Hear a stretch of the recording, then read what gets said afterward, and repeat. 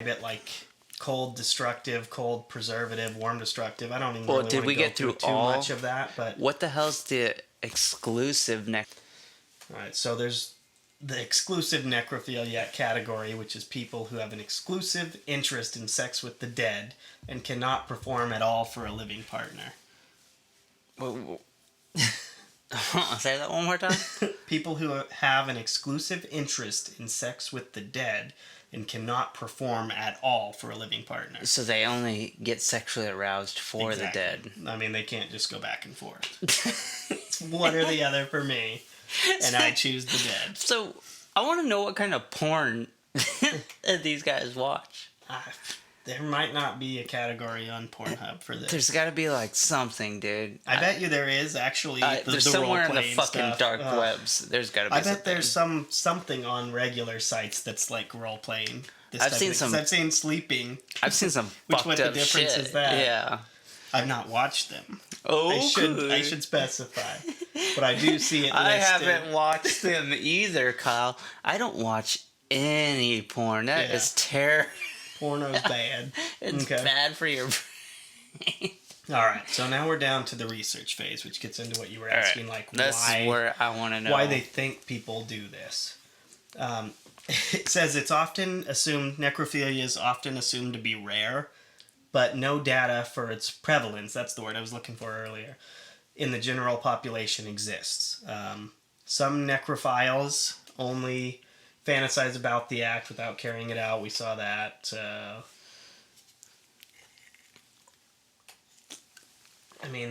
Okay, so here's one. Rosman and Resnick, 1989, reviewed 122 cases of necrophilia.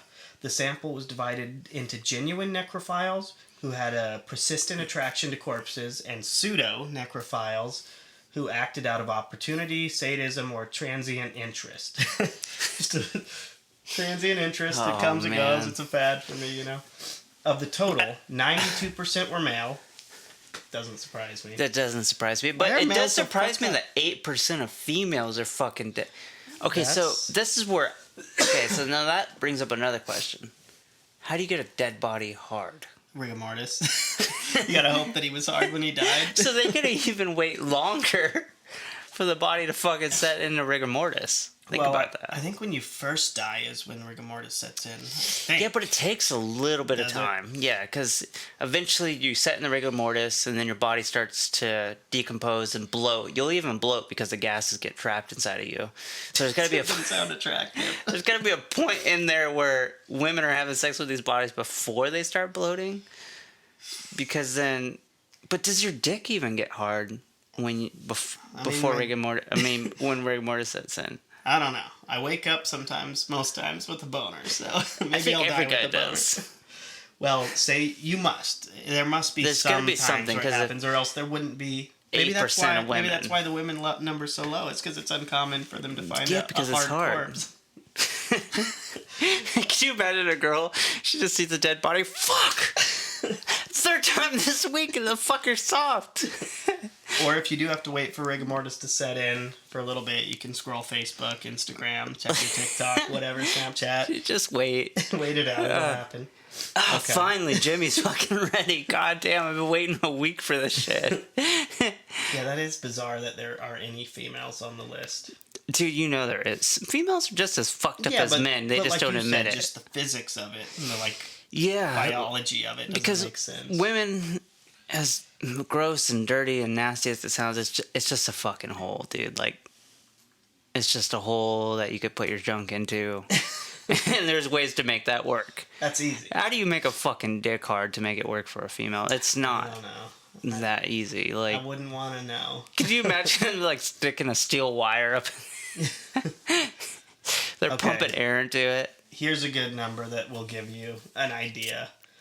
57% of genuine necrophiles had occupational access to corpses. So it's like morgues. Yeah, the morgue in the bottom of the hospital. You're taking in constant corpses. Nurses. That's the kind of thing where it starts getting into your head. Like, you might already be a little fucked up, and then you're start like, getting access. They're already dead. And maybe at there's that no point, cameras you're down here. An opportunistic necrophiliac, but after like 20 times, it's not just opportunity. No. Okay, so let's see. Yeah, morgue attendants, hospital orderlies, cemetery employee being the most common job. The research theorized that either of the following situations could be antecedents to necrophilia. The necrophile develops poor self-esteem, obviously, perhaps due in part to a significant loss. They are very fearful of rejection, blah, blah, blah. I mean, everything you would imagine that somebody that has any kind of psychological problem goes through. They develop an exciting fantasy of sex with the corpse, obviously. Motives, this is what you were getting towards. Like, what could drive someone to do this? A quick list, we'll get through it quick, is 68% were just motivated by the desire for a non-resisting and non-rejecting partner. So, I mean, lots of people don't like rejection. I even hate being rejected. Who wants to be rejected? Maybe you get rejected enough times. I mean, there's no way that a normal, sane person can just be rejected enough time and turn to this. There's other things going on mentally, but I mean... But wait. That kind of gives it makes sense because you gotta be fucked up to a certain extent to where... Because I'm sure that's how a lot of rapes start too. Is like men are like, oh, I've been rejected so many times, I'm just gonna start fucking raping women. But then I don't think they come from like a sad standpoint. I think more like they get kind of mad about it.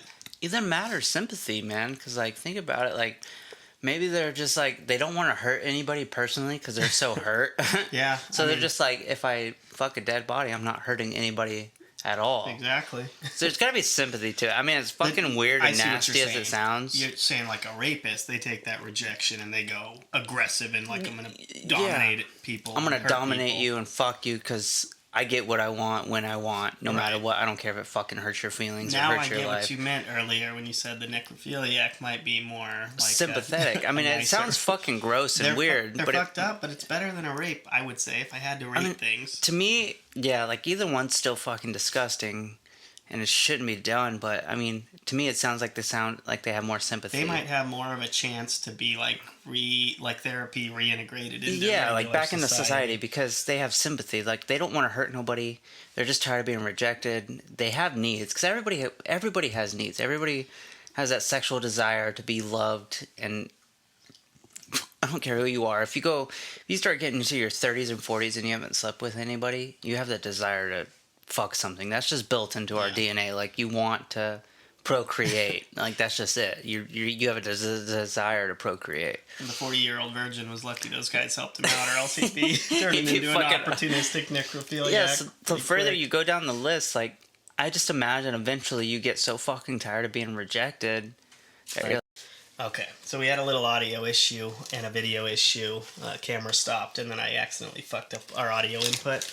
So we're going to try to pick up back where we left off a little bit. And then I just fucking decided to get these cinnamon twists. These just appear in frame, like a genie. Domino's cinnamon twist. If only this really happened. Like this is real life. Thank you, Domino's. We're not sponsored by Domino's. Domino's is not a sponsor, but those cinnamon twists are bomb as fuck. These are good. That hot cum dip, that's a Louis C.K. ripoff. But nothing better than talking about necrophilia. And eating hot cinnamon twists. David got hungry for cinnamon twists with the conversation we were having. I mean, we left off on you talking about how necrophiliacs might have more sympathetic feelings about what they're doing than just your but your rapists, right? So yeah. We won't go back into that too much more.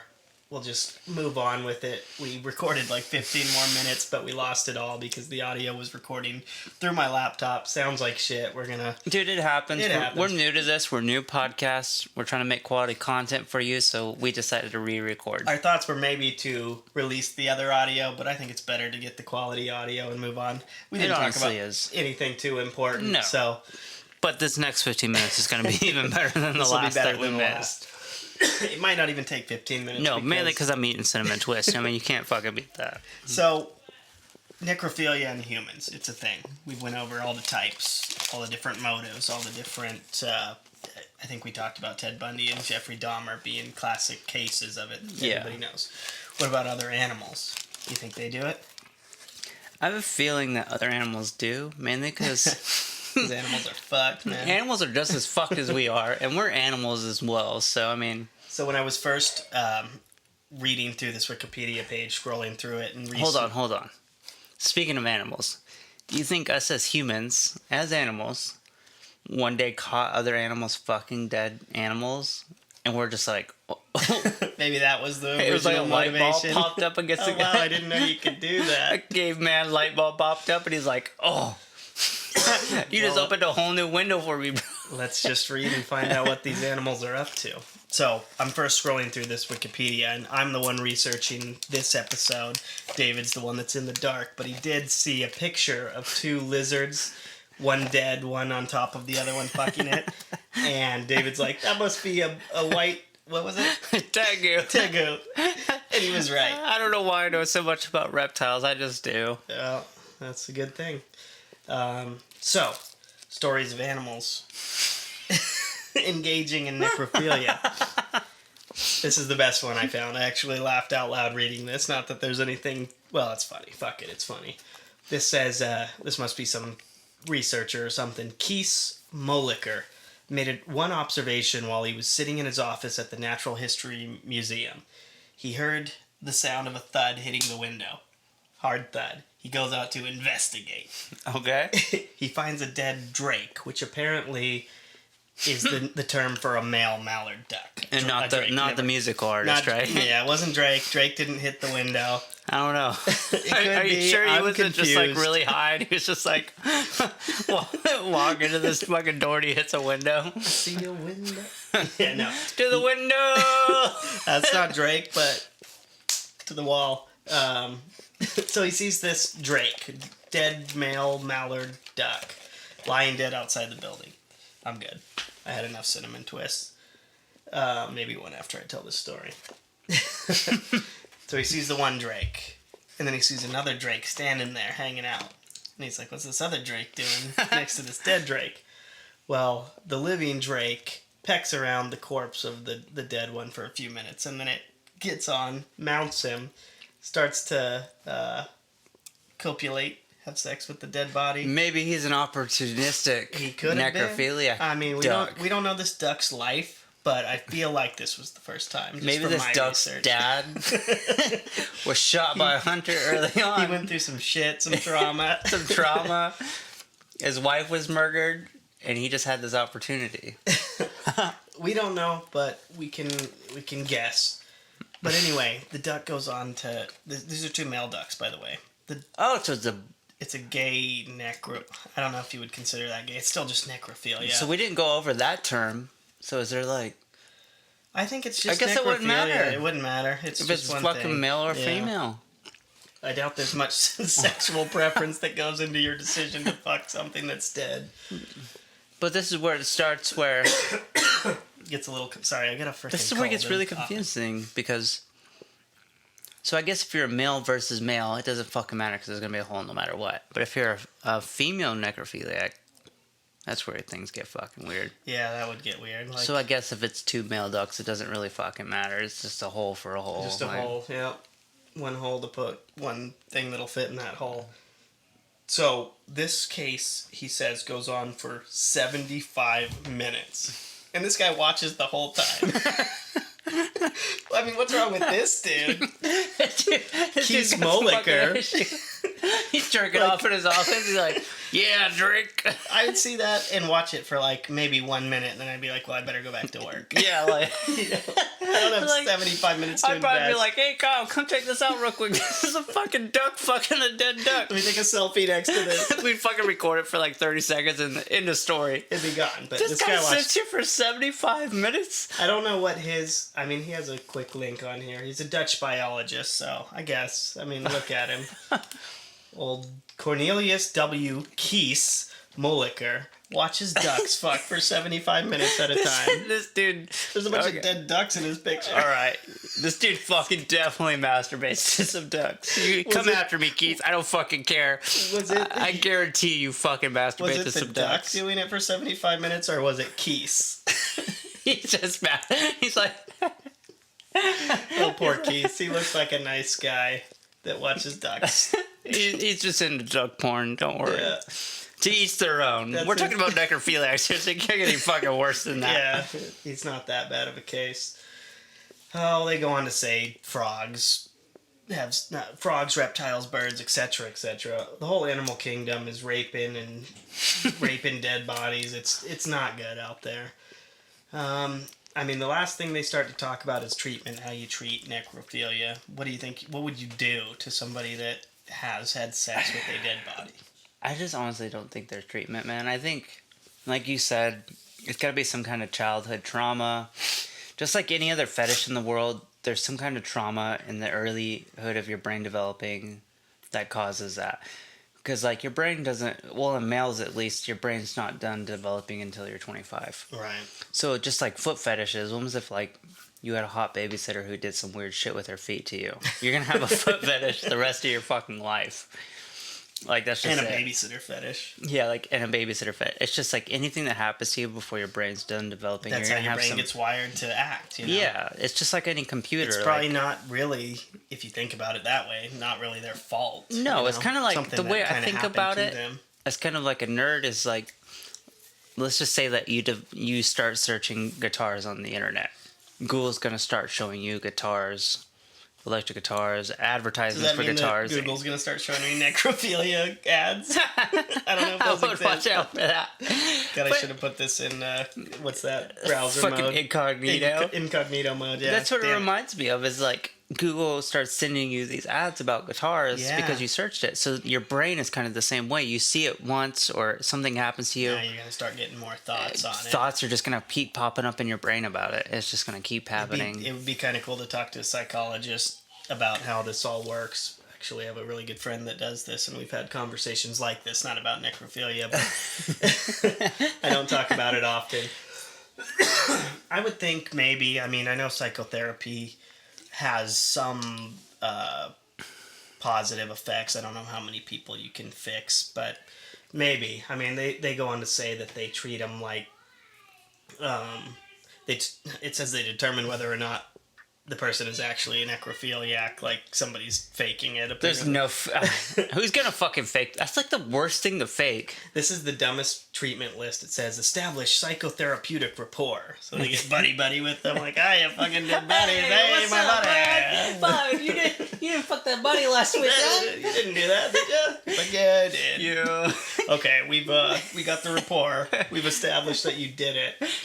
And then it says if the person is male and has a heightened sex drive, which obviously he does, provide him with anti-androgens. I wonder what that is. It doesn't have a Probably link to fucking anti-boner pills. I'm guaranteed that's what that is. If you get rid of the boner, you get rid of the problem, right? Exactly. Jesus. Then they're going to start murdering people if they weren't already.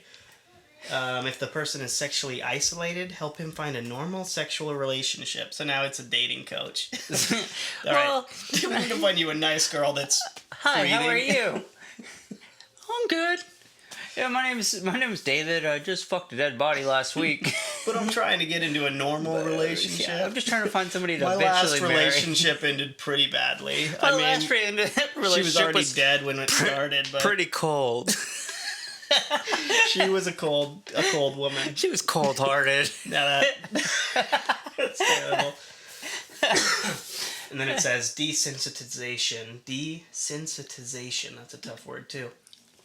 To help divert the necrophiliac's fantasies to a living object. So that's even harder. That doesn't seem like the right treatment. In today's society, we are so much more desensitized than we ever were in history. Like, I mean, maybe not that we ever were, because back in the day when Vikings and all them were fucking straight up committing blood eagles and ripping each other apart limb from limb. And if you saw that in person, you would react. Yeah, you're definitely gonna react. I mean, if you see it in a movie, desensitized. it's no big deal, like you're fucking destroyed. But now, since we went through a period where we didn't see that, and then now there's the internet where you can go to rotten.com, or there's 2 girls, 1 cup, 2 girls, 1 finger, where you start seeing just some weird fucking shit. You're desensitized, dude. Like, I think that what you just said, though, made me have a thought, like, we're not really desensitized to seeing it in life. We're desensitized to seeing it on the screen. Yeah. But if you saw it, I mean, I can't even, somebody showed me 2 girls, 1 cup. I made it through like 5 seconds and I was about to barf. See, that's not even worse. So I wasn't desensitized to that, Like- but if I saw it in person, it'd be way worse than just the Oh screen. yeah, because like imagine if I show you Two Girls One Finger, which to me puts Two Girls One Cup to don't shame. know this one. You ever see? You ever see Two Girls 69 and then one just takes a shit in her mouth like it's a fucking toilet? Way No, worse. I have not seen that, David. What have you been watching? I've seen everything on the internet, bro. I'm so fucking desensitized. I don't even know anymore. So just imagine though, like you're sitting in a fucking room, and these two girls are like, "Oh, we're gonna be kinky for you," and you're like, "Fuck yeah, bitch." Next thing you know, they're 69 to each other like, "This is hot," and then she just takes a fat shit in her mouth. You're gonna be more fucked up than you would just watching the video. Like, Yeah. This is honestly just. We're desensitized to an extent. Yeah, I think like we're desensitized to a lot of things that can happen, but if you see it in person versus the movies, like if you see somebody killing people in person, it's going to be a whole new traumatic event versus what you see in the movies. Exactly. But I think what they're saying is a lot of people can build up like a tolerance to it, and that might get them to some next level shit. Yeah, because like I've seen people die in person, and it still fucks me up till this day. Like just seeing dead bodies in person, but then watching it through a screen is a little bit different because Who'd you see die? when I was a kid, I saw 2 people die in a car accident, and that fucked me up. Like I'm still scared. Like, But you didn't take advantage of the opportunity. no, see to that's how I fuck know the I'm not body. opportunistic. You are not an opportunistic necrophiliac. But I also wasn't going through puberty yet, so I That's true. Who knows? Yeah, next time. I just saw her dead, and I was like, "Damn, that's fucked up." That's terrible. I didn't think about What fucking do you her. think that fucked with you at all in life? Yeah, I'm terrified of fucking car accidents to this day because when I was a kid, we saw this fucking lady fly through her windshield, land on her. This was the incident you're talking about? Yeah, dude, she landed on the hood of her car, and she was dead. She was fucking dead. My brothers Where and I. was she compared to your car? Like you're in the back She of the car? drove. We were in the back seat. My mom was driving, and her car was like this. And her car, she was laying on the hood of her car, drove right fucking behind us. So we got an up close look of this fucking dead lady riding on the top of her car, God. right behind us, and she hit a fucking special ed bus, bro. Because it was special. It was right when we got out of school, and she hit the special ed bus, and it tilted and then fell back. And we're just looking at this fucking. I was probably 7 or 8. Jesus. Looking at this dead lady just laying on the top of her car, and till this Who was day it driving still haunts your me. car? My mom. What'd she say? Well, what was really scary was how it started was my brothers and I were fighting as typical siblings do, and she goes, "You fucking guys, stop fighting right now before we get in a fucking car accident. Do you hear me?" And then all we hear is, and this fucking dude. It's not. I mean, it's funny, but it's fucking weird, dude. It's shockingly funny. shocking because this dude hit a girl in the crosswalk. She goes flying, so we see her fucking die. Oh. And then he hits a girl and she flies out of her fucking windshield. Right after literally seconds after my mom. Because right when she said it, we all look forward. Like, you know that oh shit look that you Yeah. give your mom? Like, oh, mom's fucking mad, so you all look forward. We all look forward and then we fucking watch it happen right in front of our eyes as we look forward. And we just look and we watch this fucking dead lady drive right by us. And my mom's like... The car's rolling while she's still on the hood. Yeah. Oh my God. And my mom's just like, "We're fucking out of here." And she presses on the gas. It takes off. And we're just like, we're just fucking, our minds are blown, dude. Like, we're like, Your mom made Jesus. the right move, but what she Christ. should have said was, "This is what happens when you argue in the car. No, she just You'll said, die." "We're fucking out of here. There's enough people to report this." It took off. That's don't need to deal with that's this how I shit. remember it. She's like, "Enough people are here to help." And we took off, and I was like, damn. I get where she was coming from because she doesn't want her kids around. For sure. She should have gotten out. She did exactly the Yeah, right thing. like to she get doesn't you want out her of there as kids soon as seeing possible. dead people. But we already seen it, but she just didn't want us to experience it any longer. Well, I mean, back to the subject of necrophilia, we went over pretty much everything. I'm just trying to prove a point that I'm No, not an opportunistic. Point proven. Asked and answered.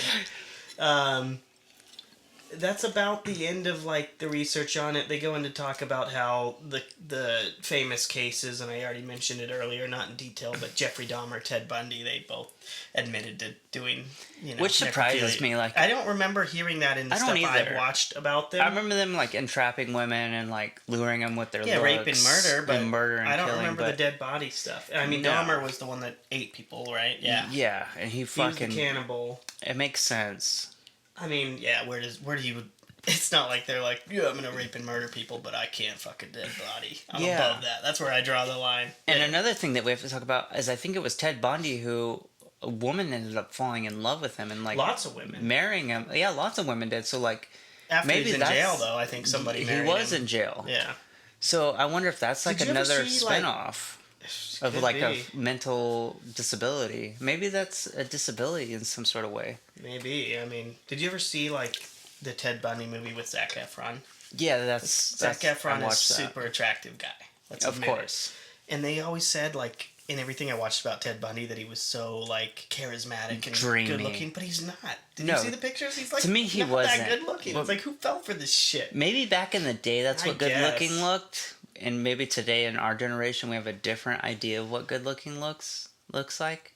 Because I mean, okay, no homo, but Zac Efron's a good looking guy. Oh yeah. So maybe that's why they portrayed him in the film, like they for wanted our to generation. portray that, I guess, but back in the day, maybe that was their good looking kind of guy. I don't know. You look back at other good looking people in the past, and you can tell who's good looking and who's that's not. true. And you can see that Ted Bundy looks like scummy.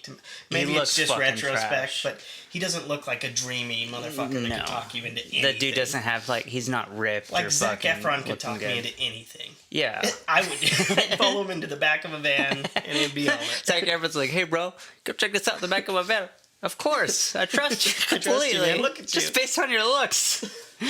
Well, I mean, they go on to talk about legality. It's illegal in most places. Not a lot of like specific laws, but as far as the United States, there's no federal legislation, but they have it in most states. There's a couple on the list that listed as NA, not available, not accessible, whatever the hell that means. So it probably means they have no laws on necrophilia. I guess. I bet you it's the fucking southern states too. It's not so much. It's Massachusetts, New Mexico, wow, North Carolina. I mean, I guess East. North Carolina is pretty fucking southern. Yeah, that's southern. Getting southern. South Carolina getting more southern. Then you go up to South Dakota. Hey, listen here now, Jim Bob. You can't fuck your cousin legally, but if she did, I don't care Fair what you game. Fair game. So here's a good one. North Dakota's got it as a misdemeanor. South Dakota, no, nothing. So you just cross the border. A fucking misdemeanor, though. A lot of them are actually misdemeanor. That's a slap on the wrist. Like, okay, pretty much. You fucked this dead body. Here's a misdemeanor. But we need more space in the jail. You're Get at work out of the here. next fucking day with a misdemeanor, dude. Like, yeah, and you don't even have to fill out on a like job application that you have a felony because you fucked a dead body. Yeah. That's insane. But most of the states, I mean, it's about half and half. Just well, I see more felony than I do misdemeanor. Maybe but they just classify it as like you're such a sick fuck that you don't have to list that. You're I just feel like you should go away for just about ever unless they feel like they could fix you. But you really should like. There's something wrong with you because that can lead to darker things. I mean, not that it's not bad enough as it is, but like murders. Yeah, like because imagine like if you're an opportunistic necrophiliac, like you were talking about, and then you go for like a year and you get really horny one night and you're like, now I gotta go kill somebody. Well, here's the opportunity. I can kill this fucking person and then fuck him. I feel like that would be the next step. If your first case of it was you just having an opportunity with a dead body, which I couldn't imagine it does come up so much. But dude, I don't know. Like, like even when I saw that dead person, like I'm not gonna get out and fuck her on the hood of her car in front of a bunch of people. Like that's not a great opportunity. Necrophiliac, that wouldn't be a good opportunity. No, that's a terrible opportunity. So we're in Oregon. It's a felony. So just keep that in mind. Yeah. Oh, next dead person I find, I'm definitely not fucking them. I don't want to go to jail for that. So then you got Vermont and Virginia are the last two that don't show any specific law against it. So, I mean, that's necrophilia. This is the Lunch Break Podcast. We talk about weird shit, but it's stuff that's out Talk there. about the weirdest shit. It's stuff that's in the world. Why not talk about it? Yeah, stuff that you normally don't hear. I don't want to plant any seeds, but you got to be able to talk about things that happen. You really do. Like, honestly, this is just shit nobody talks about, and so many people are sheltered nowadays, where you just gotta kind of open their brains a little bit. To necrophilia. I mean, you got to know about what happens in the world, and yeah, it's a Wikipedia page. it's a That's where I legit got all fucking my thing. data. Like, it's just out there. It's and out people there, gotta hear about it, and that's what we want to be different, and this is what's gonna make us different from everybody bring else. it to the people. We're gonna bring the truth. Yeah, anything real that shit. you want to hear is gonna be real, raw shit. Like, did your history teacher ever tell you about fucking how whores built America? No. No, but we did. But we did. We might not have had the best data in the world, but we got the point across. We got the point across. Same with necrophilia. Like, you always hear about a necrophiliac fucking... If it's from an Avenged Sevenfold song or wherever you heard it from, now you know more about it. Yeah. It's a serious disease. I think it's a disease. There's something wrong. Something's triggered in your fucking brain that makes you want to do it. I mean, animals, I can kind of see why they do it. Maybe they don't know it's dead. I don't know if animals can but I mean, feel that. The same impulse that drives them to do it is the same thing that drives us. We just have more higher thinking neocortex stuff going on to where we know what's right from wrong. Exactly. But we still have that same desire, impulse drive, everything that they have. I think it's all about breeding. It's just about the breeding, dude. We're all made to breed. Like, that's just it. We're designed to fucking keep breeding and producing more offspring. Yeah. So as long as that's in our fucking head, some weird shit's gonna happen. Yep. Well, this is the Lunch Break Podcast. I'm Kyle. I'm David. Tune in next week. We don't know. We have a couple things under our belt for what we want to talk about for episode 3, but give us a follow. And be surprised when we release episode 3, because it's going to be even crazier than necrophilia or how whores built America. Like and share whatever you're watching this on, and we'll be back for more. Thank you, guys. Have a good night. Thank you. Bye.